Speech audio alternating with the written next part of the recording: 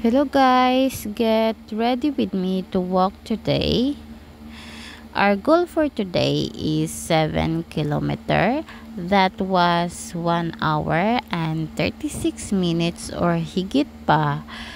Depende yun sa paglalakad if mabilis or mabagal. Kasi sometimes if meron akong period, may PMS ako or meron na akong dysmenorrhea, mabagal lang talaga ako maglalakad. Pero everyday I try hard talaga na mag-walk kasi nakasanayan ko na. And kailangan ko kasi kalabanin yung sarili ko guys kasi sometimes nananalo talaga yung pagiging tamad ko. Kaya for today is kailangan natin ng mabilisang walk. Kaya let's go guys, let's take the challenge for today's video.